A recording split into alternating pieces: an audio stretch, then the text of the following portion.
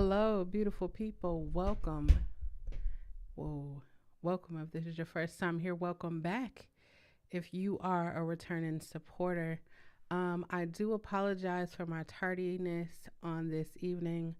I will tell you all about what happened as I continue on with the stop carrying the weight of your past. Um, a situation took place and I deemed it necessary to deal with the situation as it was happening rather than, you know. So I do apologize for being here late. Those of you who were here at 7, if you come back and watch this, I do apologize. It is normally at 7 every time. However, situations arose and I chose to handle them at that time. As I am moving um, forward in my life, I am choosing to be sensitive to humanity. I'm um, being more aware of the happenings around me and understanding and paying attention to the people that I love. So, um, yeah. Today's topic, as I just stated, is stop carrying the weight of your past. Again, many of these topics come from my personal experiences as well as topics I think somebody should talk about, or somebody should encourage us to look at why we do things. I'm going to get my disclaimers out the way and then we're just going to hop right into the conversation. I do not tolerate disrespect in any way, shape, form, or fashion that is towards me, towards anyone that appears on the screen, towards anyone that appears in the chat. I feel like it is 2022. We are 20 days away from 2023. If you have not decided, given a global fucking pandemic and everything that you have endured in your life, to do different, to be better, this is not the place for you, because we're here to be better, to share our experiences, and to grow. There will be curse words, there will be tears. My opinions are my opinions, your opinions are your opinions. We are here to have a healthy, nurturing conversation so that we can better understand each other. That's another thing that I feel like human beings do not take the time to get to know each other, to understand each other, and respect each other's differences. Um, I am not a mental health professional. I am just one woman willing to share my personal experiences to let you know two things. One, you are not alone. Two, you can overcome anything that life throws your way. Um, Again, I am not a mental health professional. While I have seen several of them, I am not one. I am just sharing my personal experiences to let you know that you can grow. It does get better, and offering you an alternative look to where you are in life. That's about it. My opinions. That's about it. If any more disclaimers pop up in my head, trust me, I will let you know. Anyways, so tonight's topic is stop carrying the weight of your past. Any of the things that I speak about on this podcast all come from me. I never share anyone's personal experiences, or I never share anything of like that. If I'm having a conversation, I do generalize the person that I'm talking to or the conversation that I'm having. I never reveal anybody's things. So tonight we were having a conversation, and um, I personally feel that's how I'm gonna start it. I personally feel that um, we hold on to things, one, because no one tell us that it's not ours to hold, like we shouldn't be holding it anyways. And number two, we don't know what to do with it. No one tells us what to do with the shit that happens to us in our lives. Well, they do tell us to give it to Jesus, put it on the altar, give it to a deity. I reference Jesus because that's where I grew up in. That's what I know. I don't subscribe to organized religion. I'm going to say that too. But I feel like no one truly tells us how to deal with things. No one truly tells us how to deal with heartbreak. No one truly tells us how to deal with grief. And so if we lost, like I've lost so many people in my life, and um oh growing up in church, excuse me, growing up in church, there's like a time to mourn and a time to die, a time to be happy, and all of that, like saying. But for me, it's like no one really talks to you about grief. No one tells you that some days you'll be happy, some days you'll be sad, some days you'll be questioning and cussing God out because you don't understand why it happened to them. Like that's a ongoing thing. It's not like one minute it's like the person has died and you don't think about them no more. It's just or not even or not even a person dying. It's a separation. It's a leaving. It's a ending of something. Like I'm currently on a journey of healing and self-discovery, and I'm gonna keep saying that because I really think that more people should take that time to go on a journey. I mean, life is a journey, but go on a journey of really going on the inside of yourself and understanding why you do the things you do. Um, I was at dinner today and I was having a conversation with someone, and I was sharing with them. I was sharing with them how um, it was in vocal therapy that I realized, excuse me, it was in vocal therapy that I realized why I hated the sound of my voice. And it had nothing to do with me being a singer. It had nothing to do with me talking, being a public. It had nothing to do with any of that. Nothing. It wasn't a fear of none of that. It was none of that. My the reason I hated my voice was because when I was 12, I told everyone that I was being molested by the pastor of the church, and no one believed me. Instead of believing me or like even doing something on my behalf, everyone started asking me questions like, why would he choose you? Or what did you do to make him? And I, in my mind, started processing this like, wait a minute, I didn't ask for this to happen. So now I'm going through all these different things. And I literally said, what is the purpose of speaking if no one is going to listen? And I really started hating the sound of my voice. It's like, why am I talking? No one is listening. No one cares. So it started with no one's listening. Then it became no one cares. Then it's like, why should I even talk? What is the purpose for it? Why no one's listening anyways? It's one thing becomes another thing. And then here it is 42 years later. And I'm just realizing, like, you ever go through something? You ever go through something and just be like, you take on all the responsibility of the thing that you go through?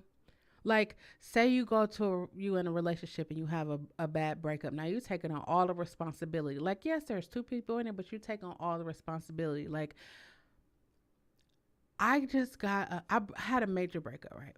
Not one time did I think I failed. Like one time, and that's not to like make light of the situation, but what I really realized in all of that is that I was so consumed with making the other person that I was with happy that I lost myself.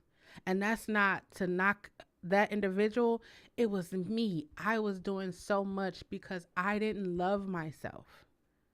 I didn't love myself. And I realized as I sit and think and talk in therapy, it's just like, holy shit. Because you're looking at me right now like, yeah, I love myself. You probably look at yourself like, yeah, I love myself. I would do anything for myself. But in reality, will you really do anything for yourself? We're at dinner and I share my story, and they looked at me and they were like, holy shit, that is like, well, they didn't say holy. Some of them said holy shit. And some of them was like, wow, that is really, and I literally started to tear up because I was like, how crazy is that? We go through shit in our life and we be like, oh, it didn't affect me. It didn't, you grew up in a poor home or you grew up in a rich home. Cause we don't talk about people that grow up in rich homes and they still be having more drama than the people that grow up in poor homes. Anyways, but you grow up in an environment where it wasn't love, there wasn't positivity, there wasn't support, there wasn't encouragement, there wasn't intimacy, there wasn't any of those things. And then you feel like, oh, that didn't bother me, nothing, it didn't affect me in any kind of way. And then you grow up, especially if you are And we're all children. We all have parents. But if you are a child and you grow up and you become a parent, like I hear all the time where people be like, "Oh, I didn't have the latest shoes, or I didn't have this, or I didn't have that." I'm make sure my kids never have to experience the things that I experienced. And in my mind, I just be thinking like, I get it, but at the same time, it's that's going to cause you to treat your child in a manner where they're not going to respect or appreciate the things that they get because they're not going to work hard for it. I remember I was working a job, and like you see the new fly shoes, and you want your mama to buy them shoes, but you wear like size 7 or 8 or any one of those sizes, and they're like $200 or $300 now. Y'all remember when shoes used to be cheap? And then you want them to buy that shoes, and then you go get a job. Like I was saying, I was like, man, I wish I could go back home and live with my mother. What? And pay like half a rent, and don't have to worry about lights or gas or Wi-Fi or food, or I would be back home in a minute. But there are some people who can't say that because their childhoods or the environment in which they grew up in, it wasn't a safe space for them. It wasn't a safe space for them. For me, I was carrying around the weight. I carried around the weight of being molested. Let me tell you how this. I'm go with me for this, right? I was molested, and I internalized everything that happened to me during that time. Everything. It's like, why I can't tell anybody. So now what am I supposed to do?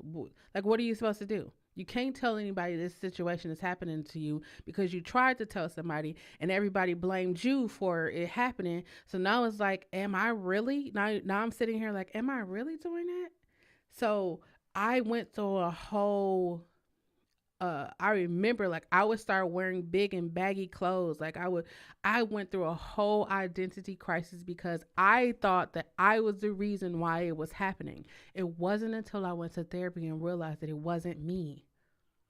In my mind, I'm trying to think I'm only 8, 9, 10, 11, 12. Like I know this is wrong.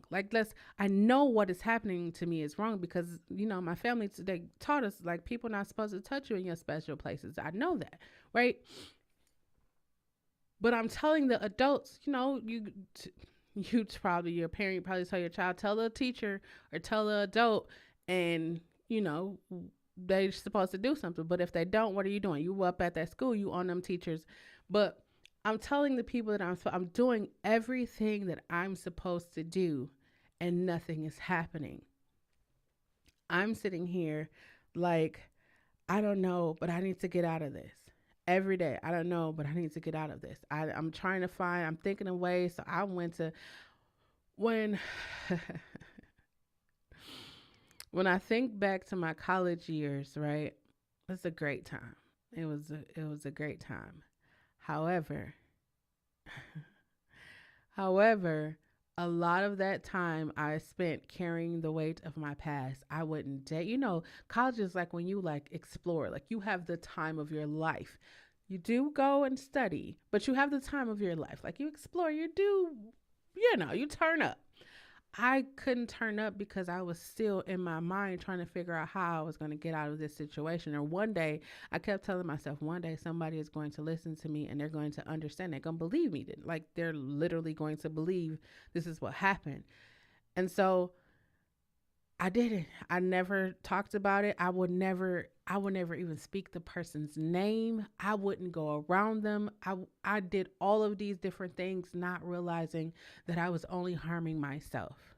I was only hurting myself by holding it in. There was this one time where somebody was like, "Hey, did something happen to you?" And I was like, I never did deny that it happened. I said yes, but I didn't go into detail because back then when I would talk about it, it would be so like weighty. But now when I talk about it, it's like freeing. It's like I don't have the elephant sitting on my chest because I'm afraid to breathe because somebody gonna say something and then people gonna talk about me. But let me tell you this, right? Anyone who tries to use what you tell them against you, they don't love you. You can't say that. Yes, I can. Hold on, let me say it again. Anyone that tries to use something that you told them on you, they do not love you Because think about it. In that moment, you're telling this person out of a place of vulnerability and transparency, and you're telling them it's, and they're waiting for the perfect opportune time to tell you. I used to be afraid that like, oh, people are gonna find out that this happened to me and they're gonna feel like that. And then I was just like, no, that's never been me. But I realized the things that happened to me affected me in a way that I did not realize. I didn't realize. Cause I was like, I'm not on drugs. I never tried to, unalive myself. I'm not sexually promiscuous. Like that's the things that usually happen to, people that, but that wasn't, none of those were my stories. I was like, I'm good. I'm in college. Look at me. I'm doing good. All the while, my body was like, hey, we need you to let this go because we can't hold this no more. That the room in the back of your head,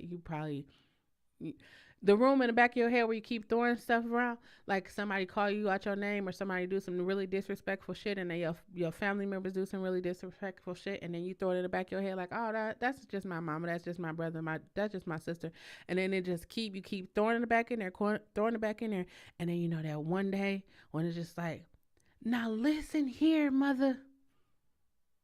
Or that one day you just really pop off, that's because that closet in the back of your head is full.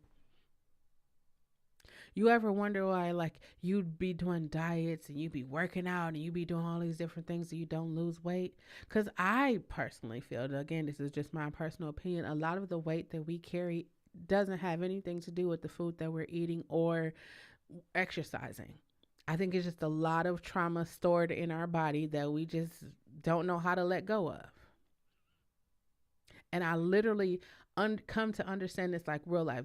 This could just be me, but real life. Last year I said I was going to be light, love, and positivity, and I wanted to like cleanse, and I wanted to rid myself of everything. I wanted to rid myself of negativity, doubt, fear. I want to rid myself of everything. And for me, the only way for me to do that, now this might work for you, it might not work for you. The only way for me to do it is stop talking about it and being about it. Like I literally stopped going places. I stopped talking to people. I stopped watching things. I stopped listening to different things because I don't want that to be in my space. I meditate. I listen to positive music. I listen to meditative love music, like old soul music. I listen to that kind of stuff. I listen to things that make me feel good. And not just like, ooh, I feel good for this moment. Like, no, music that actually make me feel, it inspires me to be better. It inspires me to want to create or do more. I listen to those type of things. But I'm saying stop carrying the weight of your past, because it is the weight from your past that is keeping you stuck in your present and could possibly keep you from seeing your future. Think about it. You ever been in a relationship where it's just like, you be in multiple relationships, let's say. You be in multiple relationship and they always end the same way? I know a lot of times people are like, oh, it's just the people that I pick. Sometimes it don't be the other people, it just be us. We get so used to our family. We grew up in our family union. We learn love is like yelling, or it's demeaning, or it's disrespectful. And that's how we learn and interpret love. So if you're not disrespecting me, that means you don't really love me. You probably laughing like, or you probably thinking like, no, that ain't how people think. That's really how people think. If you don't talk down to me, if you don't be disrespectful to me, if you ain't yelling at the top of your voice, you don't really love me. So I could talk to you in the stillness of my voice and you're going to look at me like, no, that's not love. Because my mama used to say she loved me, but she yelling at me, or she whooping me, or she punishing me every time. That's why it's important for us to get to talk to, or to talk to each other and understand where each other come from. Because sometimes I grew up in a house, well, they didn't yell at all. They didn't yell. They talked in a small, still kind of voice. So when people yell, I tell them immediately, excuse me, I don't come from that kind of environment where yelling, you're not going to get, I'm not going to hear anything you say. As soon as I hear you up here, I'm turning my ears off. I can't turn my ears off, but I stop listening, because why are you up here and I'm down here? It's a no. It's a no. But there is passion. I say there's passion when people come and they talking all loud, and it's passion, it's emotion. But why are you that way? You ever you ever do something and then people be like, "Oh, well, you remember that time?" Get a little money, and people like, "Oh, remember that time I loaned you $10?" And then now that $10 has got $1,000 interest. It's because people. I personally feel like humanity is losing compassion. It's like we can go online and see everybody. We know everybody's business because either they telling us or somebody else is telling us their business. And some of us are we holding this in because we know if people find out this is what we did. At the end of the day, listen, you survived a global fucking pandemic. I'm not even talking about all the shit that you survived in your life for 2 years. For 2 years, you have survived a global fucking pandemic. If you haven't, if you haven't looked at your life and say, it is time for me to be happy. Be happy. It is time for me to feel love. It is time for me to be free. It is time for me to have peace in my life. If your life been consistent with drama and turmoil, don't you want peace? Don't you want? Mm-mm. What do you like to have peace in your life? Don't you want to be better? And I said, we were talking, I was like, people don't know that they don't have to walk around with the shit of their past. They don't know that. Erica bag lady, you gonna miss your bus. She talked about the baggage. We laugh and joke. Don't bring that baggage over here. We laugh and joke about that all the time. But the reality of it is we need to start dealing with dealing with those things. We definitely need to start dealing with it. We need to start letting it go. Like, hey, okay, um, we grow up in environments. Okay, let me say this right. I will always talk about the household because me personally, I have to say, in my opinion, in my opinion, the first place that you learn love, the first place that you learn compassion, the first place that you learn how to interact with other human beings is at your home. In your home is how you learn how you should connect with other people. If you don't believe me, look at little kids. You know, when little kids go to school and they be bullying people or they be talking to people real rude and disrespectful, that's because that's what they hear at home. That's what they hear. That's what they see. Kids fighting on it. That's what they see. Think about it when you were growing up.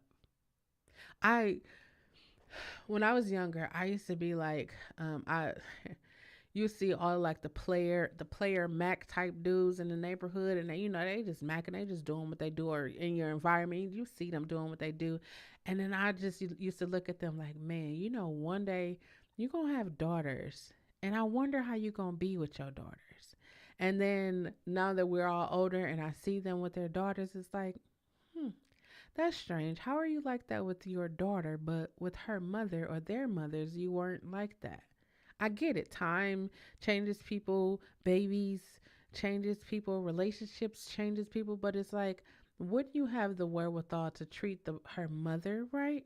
Like, wouldn't you have the wherewithal to treat another person right because you want them to treat you right? We were literally having this discussion, and they were like, um, there's a lack of compassion. There's a lack of this. I said, a lot of people um, don't understand. Everybody talks about the 10 Commandments, right? But a lot of people don't understand the two greatest commandments. Like, I don't go to church or subscribe to organized religion, but it makes sense for me.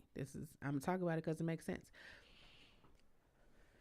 If I love God, whoever you serve, if you love them and you love your neighbor as yourself, that means I don't want you to lie to me, so I'm not going to lie to you. I'm not going to steal from you because I don't want you to steal from me. I'm not going to try to kill you because I don't want you to try to kill me. I'm not going to covet what you have because I don't want you to cover what I have. Like, that's so simple. The two greatest things is so simple to me. But then as I began to understand, it's not simple for everyone because if you've been taught or programmed something for so long, it's hard for you to see the opposite of what you've been programmed to.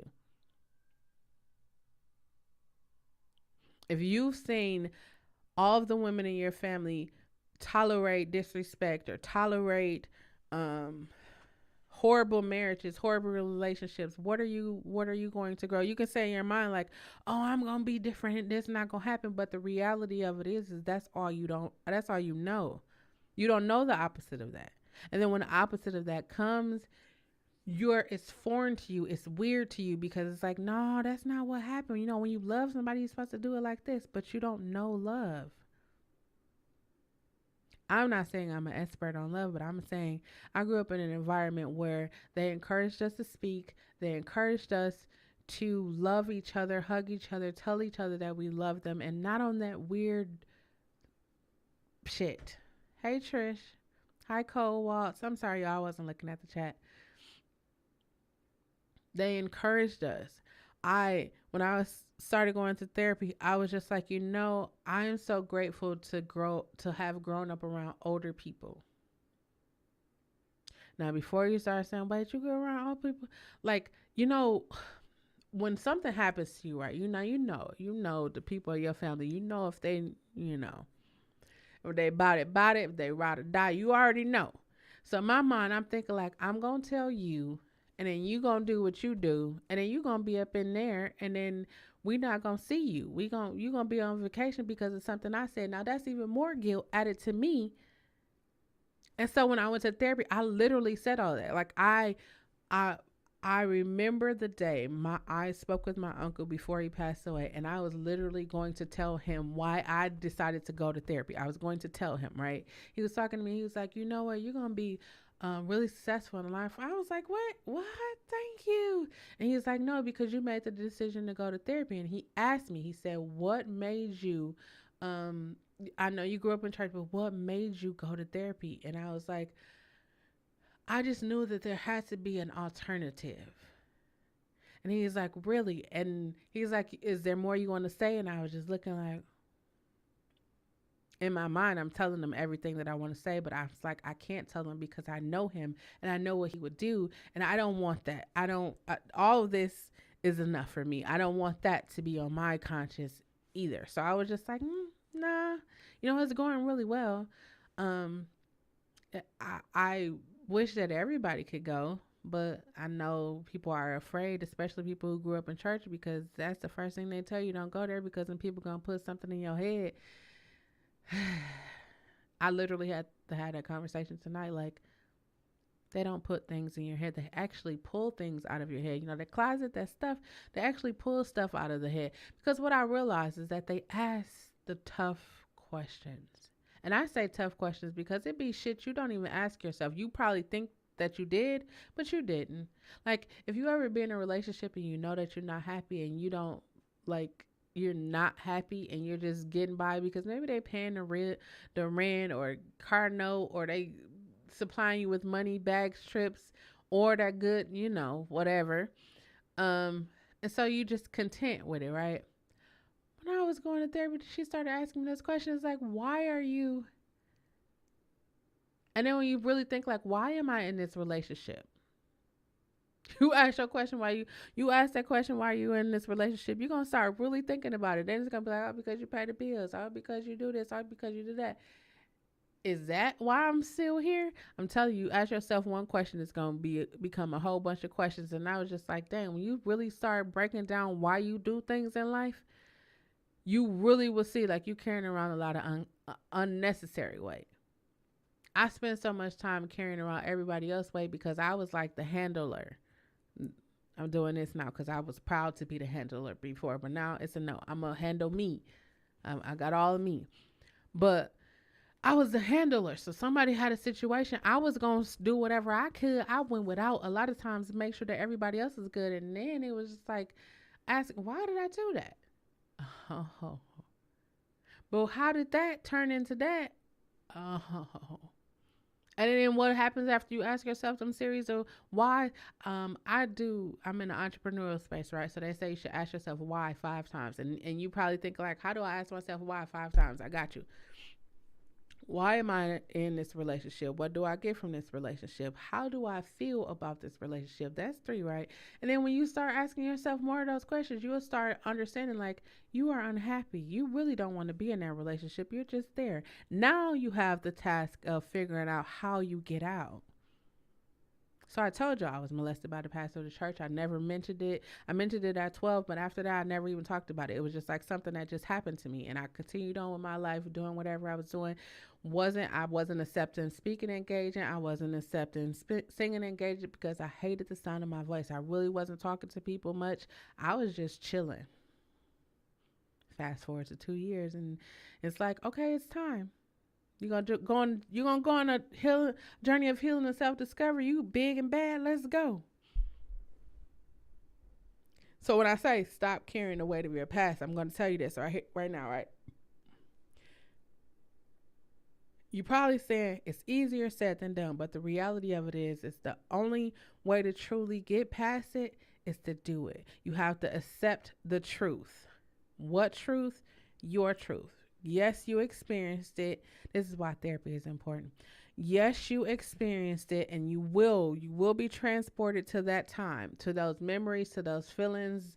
You're going to be transported to that moment. In that moment, be true to yourself. Be true. Don't lie to yourself. Don't try to make it be something more than what it is. Just sit in that moment and accept it for what it is. Not what you wish it would be, but accept it for what it is. When you are able to accept things for what they are, you are able to see clearly as you move forward. I have been able to accept things that happened to me, not saying that they were, oh yeah, this happened or it was good, but understand how this one situation changed the course of my life. And I'm saying changed the course of my life because I think back now, like, yeah, I wanted to play in the WNBA. I already knew I was going to play for the Houston Comets with Cynthia Cooper, Cheryl Swoops, Kim Perot, and Tina Thompson. That was my dream. That was my dream. So that lets y'all know that I'm a hooper too.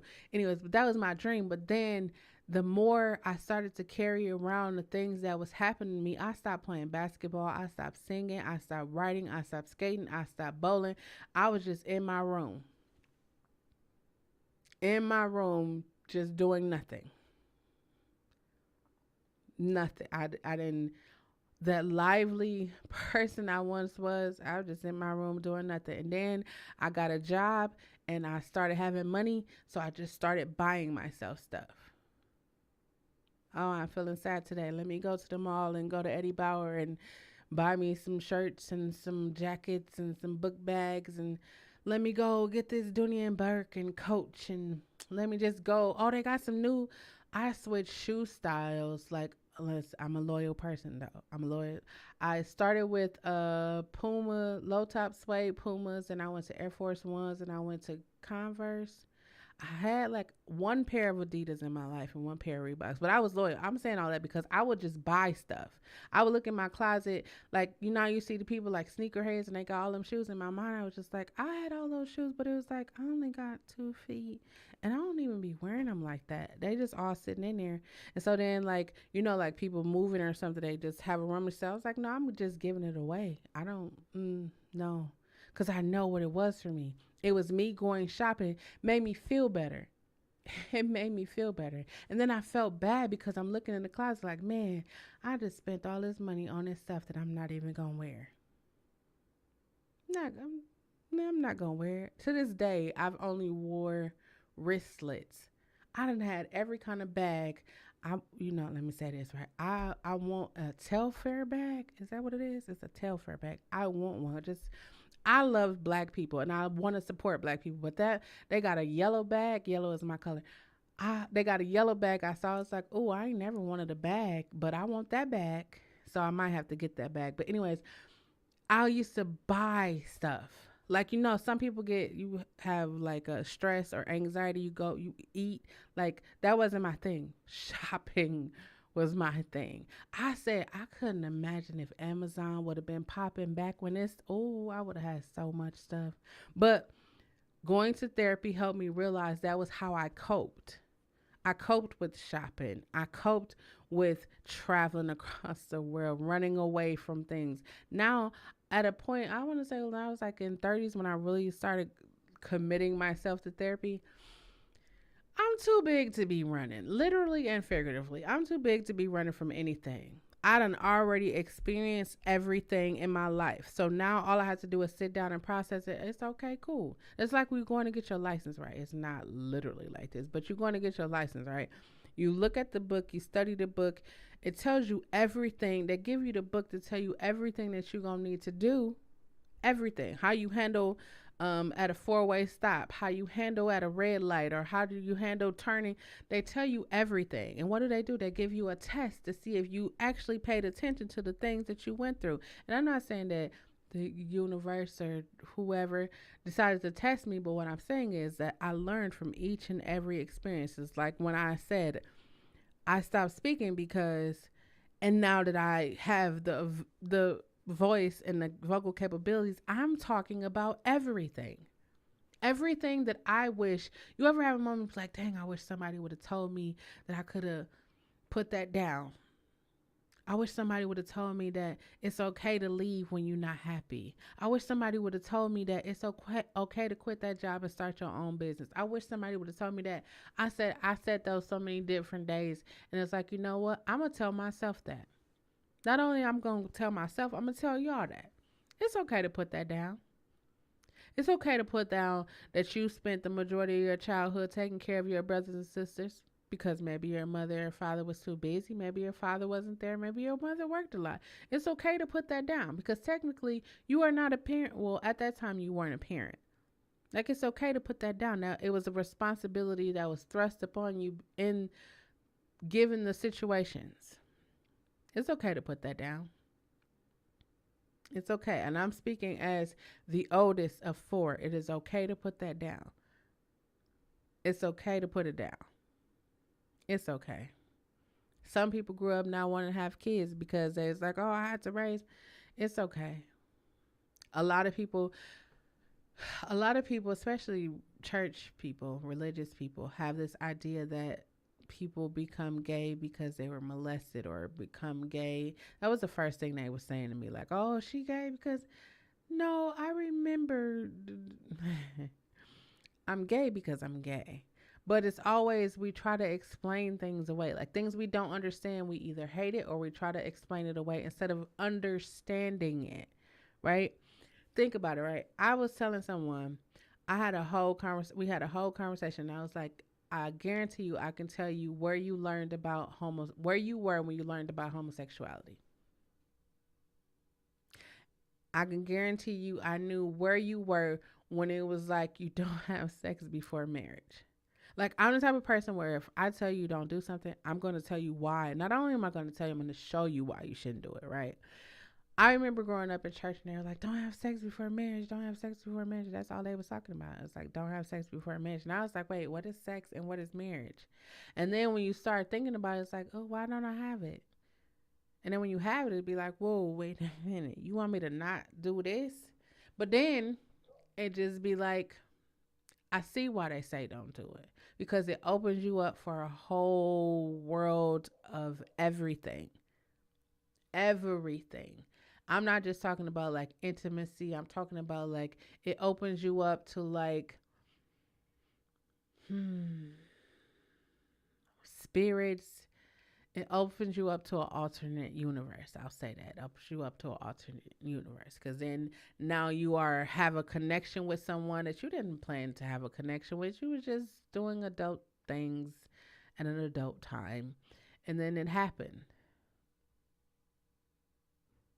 I feel like if more people express, like, I thought out of all my years of living, I only seen my mother cry 3 times, 4 times, 4 times. I thought how powerful would it been, or it's powerful for me for now, but like how different would my life have been if I would have seen my mother cry? Or if my mother would have shared anything with me about like what she went through. Like I learned my mother's story when I got older from her, but when I was younger, I learned her story from my grandmother and my auntie and my uncles. Like my mother didn't share her story. I think about all of the families who have stories or secrets or things happens in their families and they are not able to tell people because what happens here stays here. And then I think about all the people, like it's holiday time. Like I think about all the people that's like going to family members' houses or going to being around people that they really don't want to be around just because it's the holidays. They don't want their family to feel bad, or you're not answering our calls, you acting brand new, you acting different. Like I'm not sure why it is such a big deal, but I want you to know this, right? If you are a single person, you are loved. You might, everybody wants their family, everybody wants their mother, father, sister, auntie, uncle, cousin, brother, grandma, grandpa. We all want our family to love us, right? But you know, we live in a world where you can create a family that will love you, support you, respect you, and appreciate you for being who you are. You don't have to tolerate disrespect. You don't have to tolerate, um, you don't have to tolerate it. Negativity, you don't have to tolerate any of that. You don't have to tolerate people putting you down. You don't have to tolerate any of that. You dealt with that your entire life. You should set a boundary. I literally told someone today, I said, you should set a boundary. We be feeling like, oh, because it's our families. And that's how they get us, because they manipulate us and they guilt us into doing the things that they, well, it worked for me. Look at me. I did good with it. But in reality, you're not doing good. In reality, we're not good. In reality, we were locked away a whole year ago and people are still not doing good.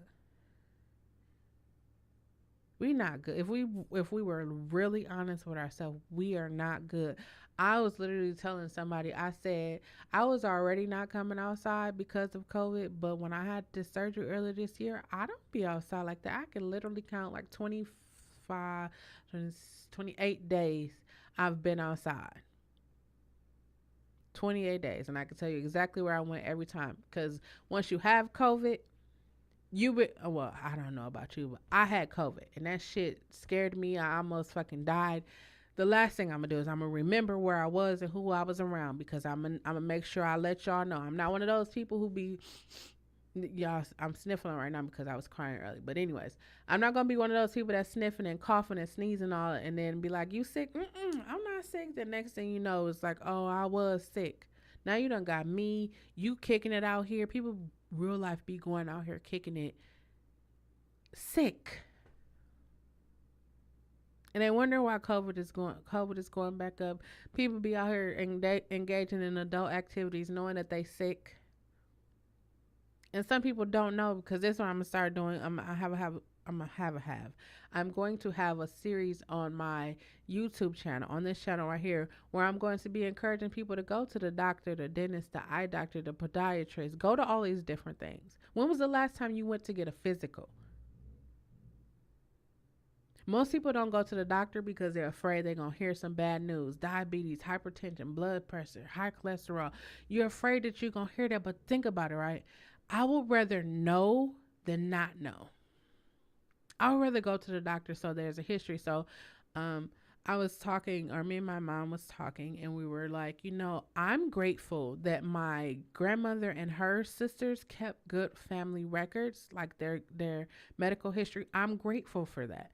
I'm grateful for my mom doing the best that she could in keeping records. Now, of course, we have these records for this last year, but I keep immaculate health records. So that way, when my niece Jamela or Kira or Lauren underneath us go to the doctor and be like, "Hey, do you have a history of breast cancer or cancer?" Yes, there's a history of that. Do you have a history of diabetes or hypertension? Yes, there's a history of that. And most people don't even know their history. Stop carrying the weight of your past. Get in the know. If you come from a family that was just, we just flew by the seat of our pants, and whatever we did helped us get to the next day, you shouldn't want to be like that. Like these last 2 years should tell you, you should have some money set to aside. You should have a alternative plan. You should have it. I feel like now is the perfect time. Whatever you are afraid to do, or whatever you've been holding back on, or whatever you've been like, I don't know if I should do this, I think now is the perfect time to do it. Because here's what I figured out. All of my life, I've been afraid of the sound of my voice because of a situation that happened to me. That situation caused me to turn from who I was chosen to. I was chosen to speak to people. I was chosen to tell people the things that I went through. Someone called me last Sunday and it was like, I couldn't understand why you talked about being molested on your podcast. I couldn't understand. I couldn't understand. I support you because I love you, but I couldn't understand it. And then they're like, then I went through a situation and it was like clear. Hi, Fancy. It was clear. And I was like, you know why I do it? Here's why I do it. I know that I'm not the only person on this billion peoples of earth that has been molested. I know that. I mean, I know that. I know that I'm not the only person that's been molested by a pastor of a church. I know that I'm not the only person that's gay and who has a history of being like all of these different things. I know that I'm not the only person, but I'm probably one of the many people that will speak up about it. And I'm speaking up because maybe you have experienced that and you're like, man, I don't know if I can go on. I don't know if I can make it. I don't know. I feel like this is too much for me. I want to tell you, number one, you can make it. It may seem like it is hard, but you can make it. There is always light. Even in the darkest room, there is always light. People didn't believe you. Hey, they didn't believe me either. But I'm going to tell you what saved me. What saved me is knowing who I am. I am greater than everything that have ever happened to me. I am greater than that. In my therapist's office, I literally was doing vocal therapy. I was doing all of that. And it was just like a weight. Literally, like an elephant was like lifted off of me. And I was just like, holy shit. This is exactly what I said. Holy shit. And my therapist looked at me and she's like, what happened? What's going on? And I was like, I just had an epiphany. I just had an epiphany of why I stopped talking. And she's like, well, tell me about it. Well, therapists, they're the sweetest people. Let me say, I've had some of the sweetest therapists ever. So she's like, tell me about it. What happened? And I was like, I remember. I can literally, I go back. I don't know if you go back. I literally went back to the exact moment when I was like, I'm just going to stop talking. And I kid you not, I literally stopped talking for 2 years. I didn't get any therapy. I didn't get it. Nothing happened to me. Nothing happened to me. 2 years, I stopped talking. I wouldn't talk. I wouldn't open my mouth and say anything. Nothing. For 2 years, I purposely did not talk. And then even when I started to talk, I just started talking to people that I actually knew, rocked with me. All the adults other than my immediate family, I didn't talk to them. I don't trust you. I don't trust you at all. And I would tell them that. I don't trust you. I can't trust you with anything that I say to you. And I would look at my family and I'll be wanting to tell them so bad, but it's like I can't because I know, and I'm already dealing with a lot. I'm already dealing with a lot. And I started to think after this breakup, and I keep saying it's bad breakup because I have to acknowledge it, right? I have to acknowledge it. I could ignore it and act like, oh, it didn't happen, but y'all saw it. So I had to acknowledge it. I had to real life sit down and just be like, damn, that shit really happened. And it was disrespectful. And I went through all of that because, when you really love somebody, you really try to give them the benefit of the doubt. We do it all the time. Even our parents, we really love them and we try to give them the benefit of the doubt all the time. But sometimes they just fall short. And it's okay that they fall short. And it's not like we're holding it against them, but it's like you fell short. And now when you fell short, instead of getting me the help that I needed, or you fell short instead of making sure that I was okay and that I was safe, now I have to do whatever it takes to keep myself. And if you have kids, you have to do whatever it takes to keep them safe. And you're probably thinking like, no, that happened. I was molested, and now look at me. I turned out great. I can guarantee you, you can't. There's no guarantee. I can guarantee you, when you look at your child, you will say these words: "I wish a motherfucker would." I can guarantee you, when you think about anything happening to your child, and I'm not wishing this on nobody. I would never wish this on anybody. But if you think about anything happen to your child, you will be ready to die. You will be ready to go to jail on behalf of your child.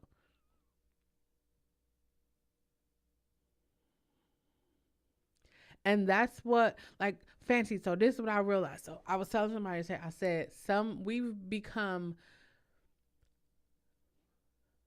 society makes us feel like you're not the only one. Oh, everybody's been molested, so who cares? Like, it's a rite of passage to be like, oh yeah, I got molested or I got sexually abused. Like, it's a rite of passage, but the reality of it is it's something that we just toss to the side. We hear about it so much now, where it's just like, oh, it's another one, it's another one. So we don't even like take into consideration like people's actual feelings, like how people are actually affected by it. And for me, talking helped. Y'all notice how I didn't like the sound of my voice. I didn't like to sing. I didn't like to talk. Talking helps me. Talking helps me clean out the closet in the back of my head and gets it away from me. Now, of course, I'm going to have the memories of it because that's what it has. But this is what I was saying to someone today. I was like, if the first time you experience hurt, right? Say your mama tell you she gonna take you to Chuck E. Cheese, but she don't take you to Chuck E. Cheese. Maybe she was too tired or whatever, right? This is my brother. I'm using my little brother scenario. To this very day, he has his own son, but to this very day, he still feels some kind of way when someone says they're going to do something for him. Because when he was like 4, my mother said, "Oh, I'm going to take y'all to Chuck E. Cheese," but she had just worked a whole shift at her job, and she'd been working a couple of days, and she just needed to rest. Me and my other brother, we older, we understood that. He didn't understand that because he just knew Chuck E. Cheese. So whenever she said she was going to do something, he never believed her. He just automatically in his mind assumed she lying. You ever had somebody keep telling you, "Oh, I'm gonna do better, I'm gonna change, I'm gonna do all of this," and in reality they probably really do want to do that, they just don't know how. That's not to give somebody an excuse. That's just to say that people, we really don't know how. You know, like everybody who have kids be like, well, parents didn't come with a handbook. Well, why haven't anybody wrote parenting handbooks? Especially black people, because we done raised, that's a topic for a whole nother day. But how come people haven't wrote a handbook yet on how to deal with it? Like, I think parents who have accepted that their child is non-binary, transgender, or LGBT, I think they should especially write books, because we are currently in a time frame where life is changing, humanity is changing. The generations behind us, they not going with the shit that my generation, we tolerated a lot. We did. But the generations behind us, they're not tolerating that shit. They not they not tolerating on that. We would know you. We would know you be lying. We would know you be lying. We ain't gonna be like, oh, they lying. No, this generation right here, they're gonna be like, you lying. Nope, that's not even what they say. Cap. They don't even say you capping. They just say cap. And everybody that's young already know what that mean. You're lying. I had to ask my, I got nieces and nephews that's younger than me. I had to ask them what that mean. Oh, lying. It wasn't me saying it, like somebody else, and it was like cat. And I was like, what that mean? They said, oh, they lying. I was like, damn, they got new lingos and everything. I'm still hip though, because I got, younger nieces and nephews. And that's the thing that I'm sorry, Fancy. I'm sorry, y'all. I'm reading and talking, but that's the thing that I found for me is I no longer wanted to be trapped by that. I didn't want to be trapped. Like, can you imagine?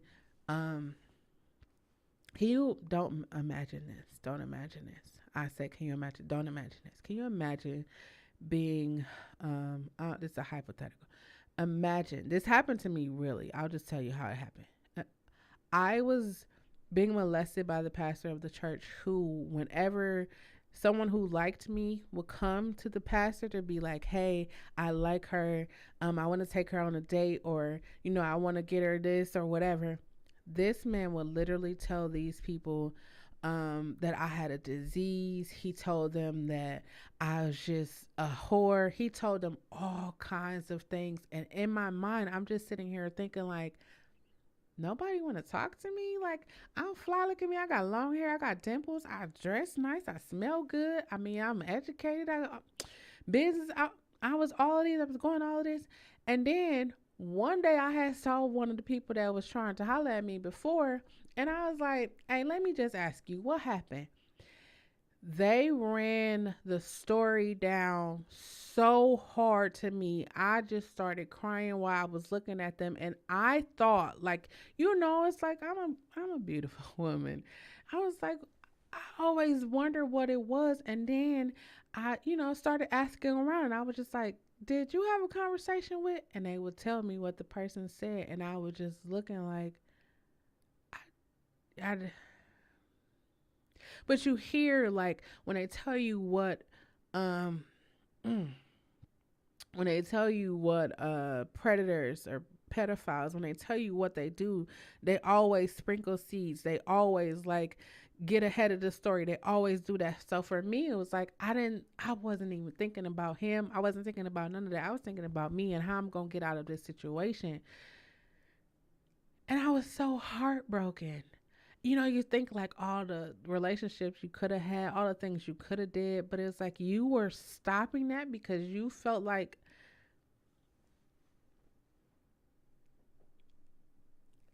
oh. So I'm processing, okay? I'm processing things. I'm processing things on this journey of healing and self-discovery, and I promise myself, like, I'm telling you to stop carrying the weight of your past, because I've stopped carrying the weight of my past. And I realize the more I talk about it, the more, like, I am able to accept and express the emotions that I am feeling. Like, I am really coming to understand how if you don't process the emotions will process themselves. And they will process themselves in being in relationships that you don't want to be in, but because it feeds your whatever you are looking for. Maybe you're looking for attention and it feeds that attention. Maybe you're looking for sexual relationships and it feeds that, and you will be good because it feeds that. You don't have anything else. You don't have anything else. You don't have communication. You don't have love. You don't have respect. You just got good sex, and you cool with that. Cause I mean, that's what you don't want anything else. You don't know to even have anything else. And for me, when I definitely, like, got out of that cult and, like, started to really live,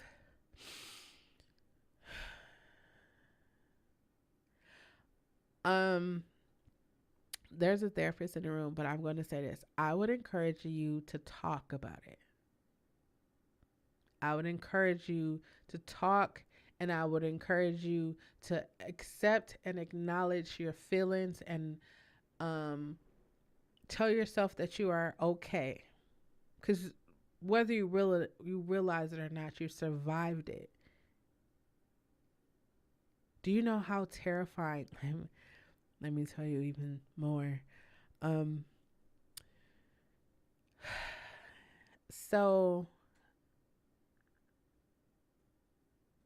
last year was the first year I ever said the person's name. Like, I saw them and I would talk to people about them. I never would say their name. Never. Last year was the first time I actually said their name out loud. It was the first time that I actually, since I told someone, it was the first time I actually said it out loud and put the name in the sentence when I said it. It was the first year that I did that. And in the manner in which I said it, like, when I think about it now, like, I was so angry. I was so angry. And I wasn't, like, angry where I wanted to fight everybody. I was just so angry, just like, how could this happen to me? Like, why did this happen to me? Like, you have so many different questions, right? But if you never ask yourself the tough questions, if you never talk about it or acknowledge it, it's going to always be in the closet in the back of your head. and it's gonna pop up randomly. And sometimes it's not even random. Sometimes it would be popping up right in your face, tolerating shit that you know. I laugh because when you're not in a relationship, you're like, I wish a motherfucker would do something like that to me, or I wish they would say something, or I wish a motherfucker would cheat on me. And then you be in a relationship and the motherfucker do cheat on you, or they do say some fucked up shit to you, or disrespectful shit to you, and then you looking like, I can't believe they just said that, but I know they ain't mean it. And then after the relationship or things is over, where you looking back like, I can't believe my dumb ass believed that. Now these are real conversations I be having with myself. I don't know how you talk to yourself, but I be having a real conversation with myself. Like, I can't believe I fell for that. And that I realized today. I actually it was Saturday. I realized this. I said I realized that I am an enabler. Is that how you say it? An enabler. I am an enabler.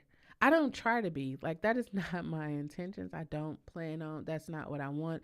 But I realize because I've been a handler for so long, that was just in me to like handle shit for people.